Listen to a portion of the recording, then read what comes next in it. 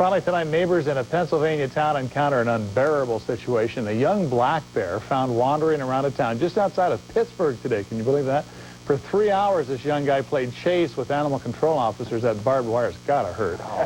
Finally, the officers were able to catch up with him and tranquilize him, and after he fell asleep, the bear was returned to a nearby forest, and we're told he is just fine.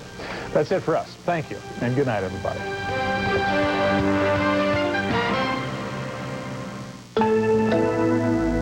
Fisher Broadcasting.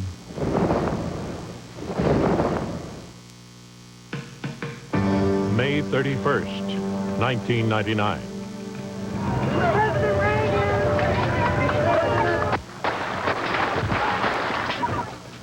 What you always see is the mentally ill committing violence. And he just started shooting everybody. We have a report of gunfire at the U.S. Capitol building. What you don't see are people successfully coping with their mental illness. But now we got life, we got society, we have members of our peers. I would like to see more psychiatric rehabilitation in inpatient. How's it going? And what you don't see is one man's Herculean efforts to get people suffering from mental illness into treatment and out of the headlines. Tonight, Mighty Mo Armstrong, one man's odyssey to care for those whom society has shunned. From ABC News, this is Nightline. Reporting from Washington, Ted Koppel. Some stories we carry inside ourselves and never tell. Others take years to rise to the surface, but somehow, someday, they do emerge. This is one of those. My old friend Herb O'Connor, who's done 2 tours as a producer here at Nightline, carried within him for many years the story of his mother's illness. And then, when she lay dying a while back, he shared that story with all of his friends here at work. His mother, it turned out, had suffered from schizophrenia for many years. Herb has some terrifying memories of how that manifested itself, how his mother's inner demons came pouring, tumbling out, how she suffered from it, and the impact that it had on the family. The fact is that 1 in 5 American families has to deal with a severe mental illness over the course of a lifetime. In any given year, an estimated 5 million Americans suffer from an acute episode of mental illness. A lot of you, in other words, will be able to relate to this broadcast in a very personal way. So, while the voice you hear tonight telling you the story of a remarkable man who works with schizophrenics, while that voice is mine, this piece of work was crafted by Herb O'Connor, who, in honor and memory of his mother, has wanted to tell this story for a very long time. Mo Armstrong is a man in perpetual motion. We have a guy who's missing, and we think he might be in the shelters. Whether it be searching for a missing person with a mental illness, I would like to see more psychiatric rehabilitation in inpatient. buttonholing a key legislator, I've lost 7 kids to this disease, you know, and now I'm back on track. to group therapy in Roxbury, Mo quickly gets an earful from people who have been twice cursed with a drug addiction and mental illness. What's called in the mental health field, dual diagnosis. I get out, I go right back to using, you know, and I never realized I had a mental illness. Speaking with positive people, that helps me a lot with my mental illness and my disease of drug addiction. And if it's positive people you need, then 55-year-old Mo Armstrong, with his boyish enthusiasm and endless energy, is the ticket. But the first step to recovery is knowing that you have a psychiatric condition. You know, it's still the most shameful thing almost that a person can say that we are is mentally ill, and I don't know why that is. I think even if you're a drug addict, you're mentally ill. Well, I think so too. Being out there on drugs and telling you picking up men in the middle of the night, renting to somebody's house for $10 to get a hit 3 o'clock in the morning, that's insane. So we got everybody running around saying, well, just quit using, but they got mental illness, and nobody even tells them what they got, and nobody even tells them what they should be taking to stop the mental illness. So people just go back and they start grabbing for that drug and that alcohol again. You know what I mean? Take away the pain. Yeah, take away the pain. Take away the pain. And nobody wants to deal with it. I would have thought until about 10 years ago, schizophrenia meant you had two personalities. You know, I can hear myself at war, you know, in real war. I said, what the hell? Yeah, all these sounds and crackling and rustling and whispering and... Well, hey, at least you wasn't waiting for MC Hammer to come get me. I was waiting for MC Hammer to come get me. No, I wasn't waiting for MC Hammer to come get me. I was waiting for MC Hammer to come get me and marry me, divorce his wife, and help me get my kids out of foster home. Now, that's sad. Let's do it. You are my sunshine. You are my sunshine. Mo Armstrong takes the temperature of the hundreds of people in Massachusetts who are suffering from mental illness, such as schizophrenia, whether it be listening to the horror stories of the past. But the abuse was bad. They shaved my hair out to the bones, and they whipped me with hangers.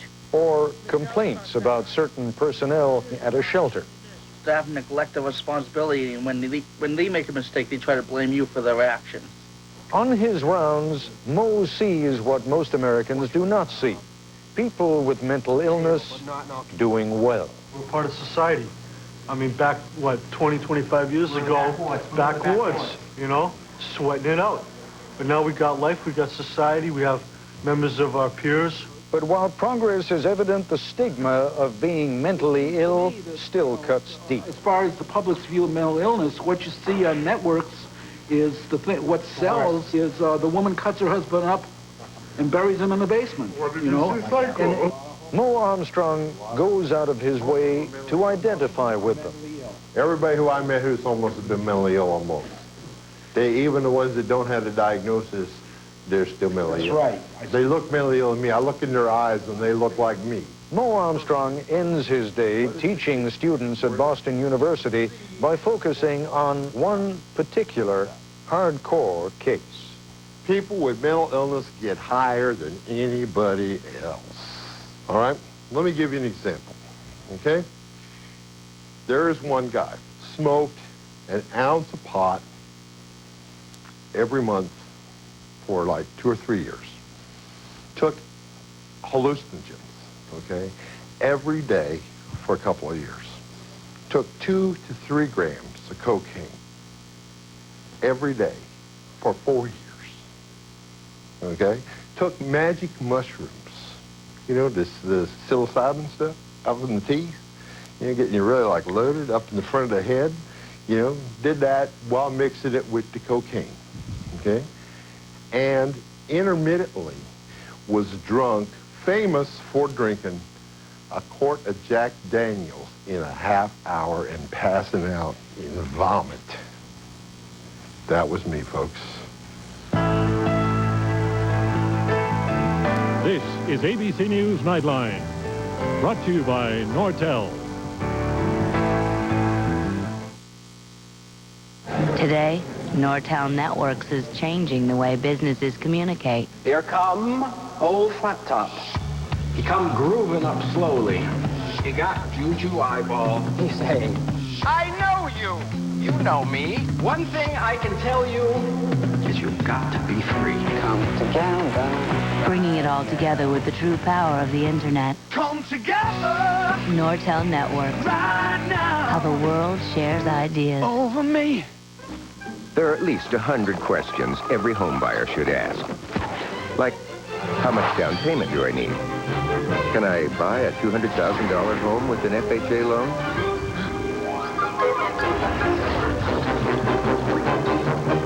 Do I really need homeowners insurance? Luckily, HUD's FHA has the answers. We've helped 25 million Americans buy a home. Call for a free brochure. Tomorrow, it's your money.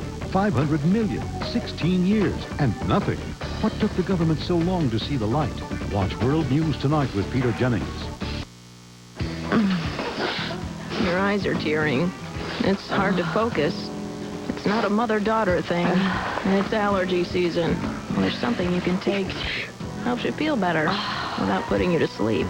It's Allegra. Only Allegra has fexofenadine. It really works. for people 12 and over. Ask your doctor or pharmacist for more information. Side effects may include drowsiness, cold or flu, nausea, or menstrual pain, and are low. Allegra, so you can enjoy the world around you. I think I just had a wake-up call. And it was disguised as a car. And it was screaming at me not to get too comfortable and fall asleep and miss my life.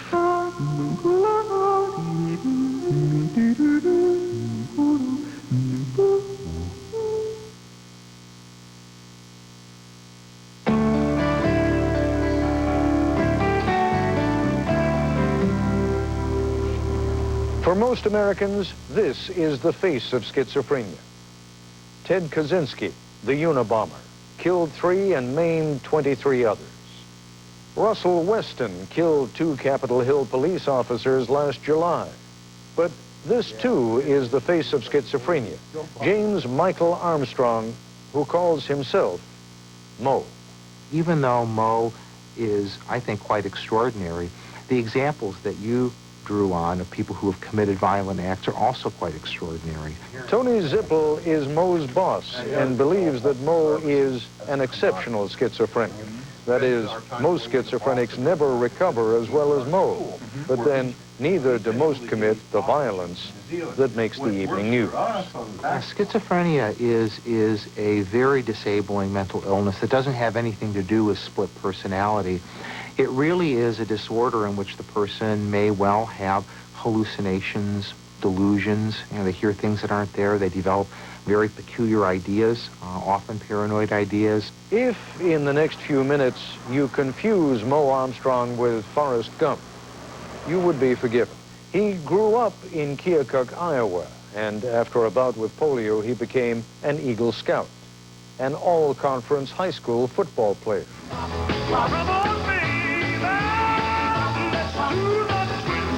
and a champion twister.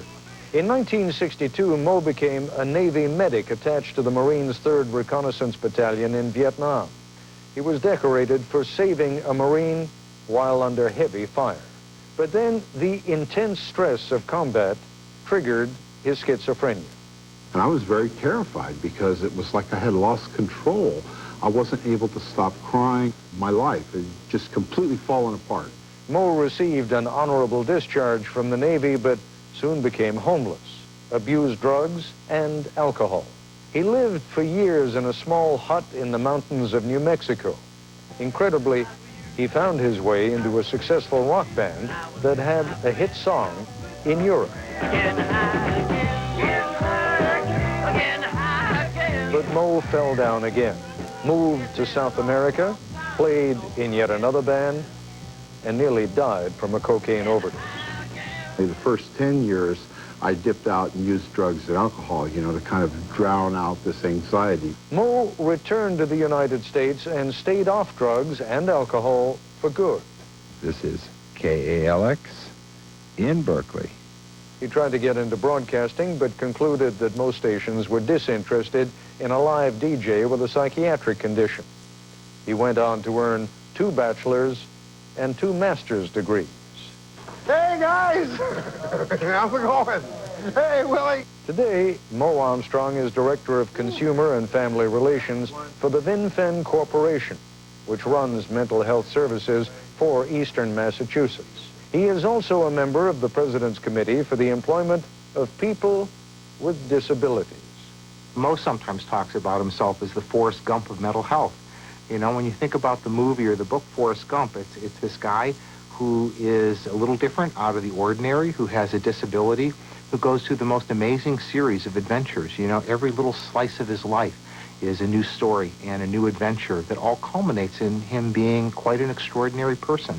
In a moment, a conversation with Mo Armstrong. On any road, in any kind of weather, you can find yourself out of luck with a flat tire. But not with this tire. Even with no air pressure, you keep driving to safety. Goodyear Aqua Steel Run Flat. It could be the difference between finding yourself out of luck or finding the safe way home. Aqua Steel Run Flat, only from Goodyear.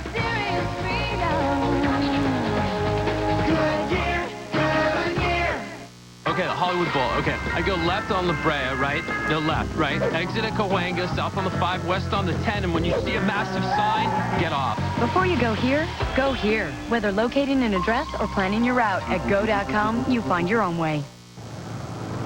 How does it feel to drive the luxurious Lexus LS 400?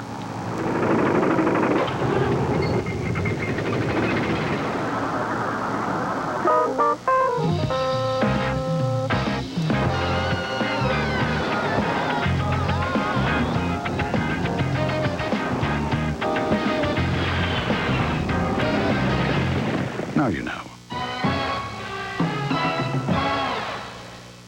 Darling, yes, the house is 100,000 more than we talked about. The location just dreamy. I'll write up the contract so we're ready. Home sweet home, sugar. Before you go here, go here. Whether you're researching neighborhoods or agents at go.com, you move on your own terms.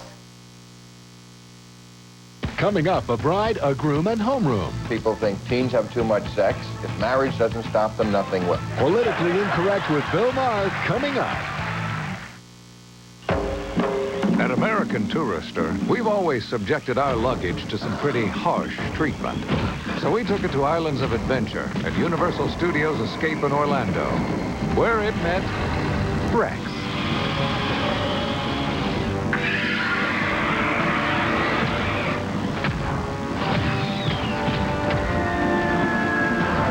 American Tourister. Tough luggage for a tough world. There's nothing like getting an incredible deal, unless it's knowing exactly when and where to get it. And there's nothing like your Northwest McDonald's on Wednesdays and Sundays.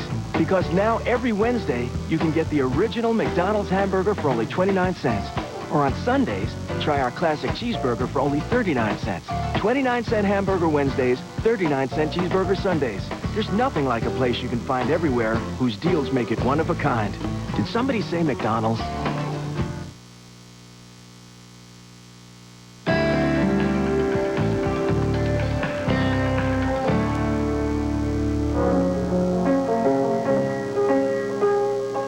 This is Webster House in Brookline, Massachusetts, one of 200 so-called clubhouses across the country where the mentally ill can go for a meal, a game of pool, peer support, and help finding work.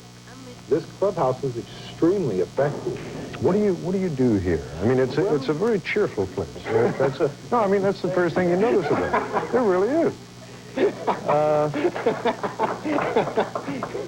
Well, first off, we just try to be regular people with each other. Now, that sounds kind of strange, but, you know, most of us came out of a mental health system that was very, very formal. There were guys in white coats, you know, this whole thing was way too formal. So, you know, now we have folks who are actually spending time in this particular program. But sad to say, and there's not a great outpouring of psychiatrists or people at higher levels of mental health who do spend a lot of time in our clubhouse program. People come here once or twice a year. Let's take a particular case of this woman over here, for example. Barbara. Barbara's been talking ever since she sat down. Right. You know And what, Barbara? Setting you up to see you correct your own. Barbara, I'm going to be talking about you for a second now, and I don't mean to be rude. And if I say anything that you disagree with, you go right ahead and tell me. Okay? Barbara probably will. Barbara's sitting over here, and Barbara has been talking, I think, to herself. Right. The whole time that we've been talking. Right. Everybody else has been sitting brave. What are you doing? Setting what they have, you know, going home what they have. But, you know, the reality is that Barbara and many of the Barbaras would be on the streets of America without a home and without a place to live and without a place to go to if we didn't have this. And here, I can guarantee you that everybody's life has improved dramatically. Has everybody's life improved here dramatically since we've gone? for this cutout? Yeah. So I mean, the question... No, Mo, I was asking, I was asking a different kind of question. Yeah. The question I was asking is, all right, if I run into someone who is doing what Barbara is doing, how do I... See what I am? How do I respond? How you did it.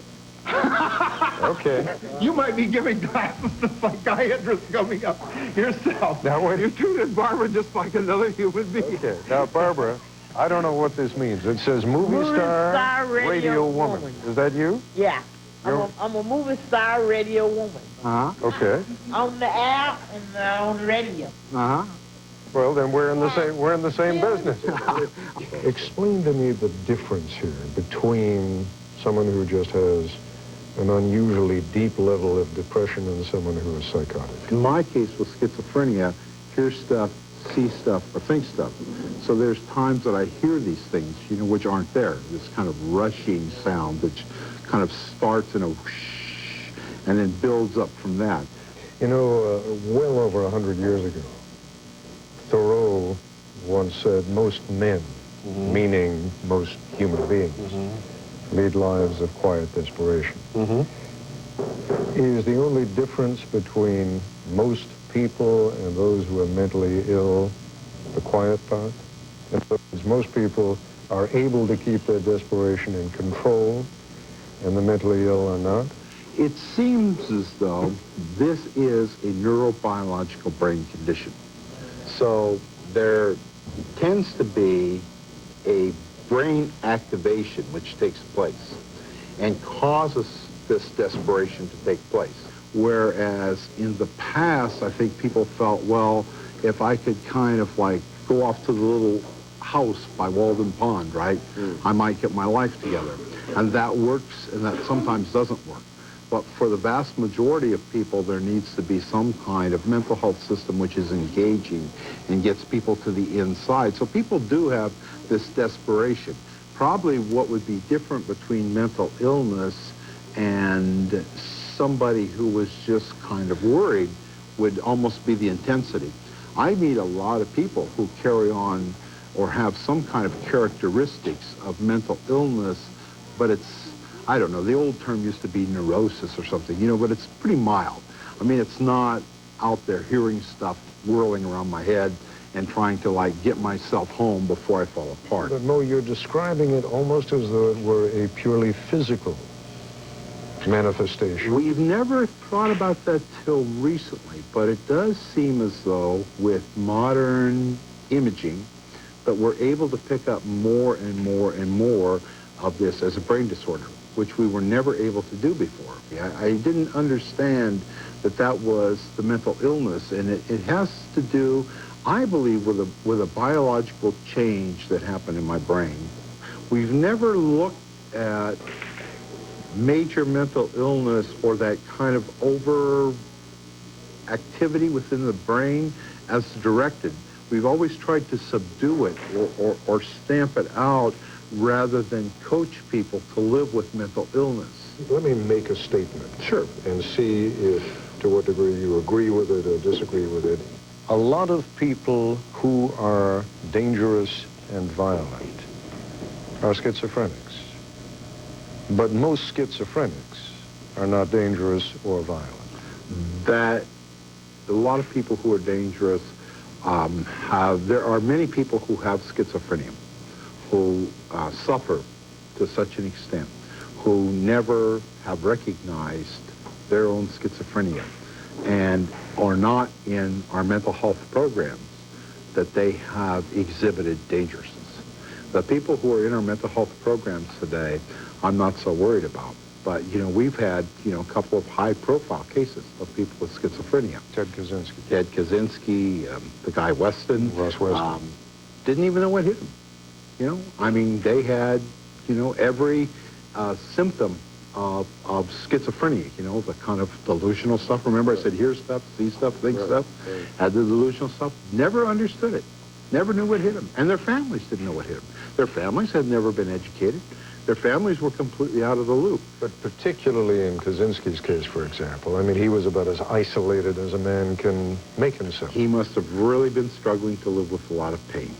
And we did not do a good job of outreach. He is a classic case of outreach failure. But look, I mean, Mo, when some guy goes off into the mountains or goes off into the woods and builds his own little house and is self-sufficient, it's hard for society to reach out to him when he has clearly put society behind him. Then those are problems that we have. But in the case of major mental illness, it has broken my heart consistently that people who should be in a mental health program and understand their own mental illness are not. Within the past year, Mo, you had to be taken off one of your major medications. It was a very great medication. It was causing you what? Back pain. Back pain. I have serious back pain. And without that medication, you had a relapse. Right? My life became where I was totally disassociated, you know, because when I start seeing stuff, and not that I'm seeing that with you right now, Ted, there's this luminescence that kind of takes place in people's faces and kind of a weird kind of magnification, and I feel like I'm kind of out of my body. Taking the Benadryl and the GABA. Mo Armstrong found a way out. He carefully chose over-the-counter medications and combined them with a strict regimen of sleep and meditation. The hope is that someday we would actually be able to go out and talk more and more about our own struggles. Think how many years I had to hide that in my own life. Think how my own mother and father never understood that. You know, think how ashamed they were for all those years. And that's a lot of burden. I sometimes think that it's harder, you know, to live with the misunderstandings and the prejudices of society than it has been to even live with the mental illness. I'll be back with a word about how you can talk to Mo in a moment. There comes a point when one more sequin will ruin the dress. When one more brushstroke will spoil the painting. There comes a point when anything more is simply more. Park Avenue by Buick. Power, comfort, unparalleled elegance. And now, Park Avenue is even more rewarding. It's luxury, pure and simple. How far away are you from using the internet to respond to a market change? How far away are you from making e-commerce as real as your next shipment? How far away are you from evolving the technology you have today into the solutions you'll need tomorrow? Well, if you build on your existing systems with software you know from Microsoft, like thousands of companies already have, you're closer than you think.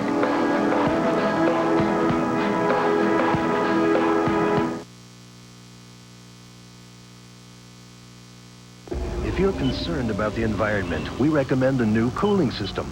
Ask your Carrier dealer about Puron, the key to ozone-friendly Carrier indoor weather. It's the new standard for the new millennium. Since 1904, Carrier has been providing the best in heating and air conditioning equipment. Now it's providing an environmentally safe refrigerant called Puron. Call your local dealer for details. Carrier, custom-made indoor weather. Brighten your day. Wake up with Steve Dunn and Natalie Marmion on Channel 2 News this morning. Spend your morning with us. We'll give you in-depth local news, Bloomberg business news, and weather on the tubes. Watch Steve Dunn and Natalie Marmion from 5:30 to 7 a.m. on Channel 2 News this morning. Turn us on and we'll give you what you need to start your day. Channel 2 News this morning. Now with Portland favorites Steve Dunn and Natalie Marmion. It's a brighter way to start your day. Watch weekday mornings from 5:30 to 7 a.m. Yeah, give me a medium pepperoni. Oh, hold on. What if you had caller ID? Jimbo! That worked even when you're on the phone. Yeah, bring the kids. Hi, make that 2 large pepperonis. Oh, wait a second. Peg, hi. Well, bring all the girls. Listen, change that. I need 5 jumbo pepperonis. Call now and we'll deliver our best deal ever. This free ID box when you order caller ID with call waiting. No wonder life's better here. Immediately following this broadcast, viewers in the Eastern and Central time zones will be able to join Mo Armstrong in a live online chat. log on to abcnews.com, part of the Go Network. That's our report for tonight. I'm Ted Koppel in Washington. For all of us here at ABC News, good night. If you'd like a transcript or video cassette of this or any other edition of Nightline, please dial 1-800-CALL-ABC.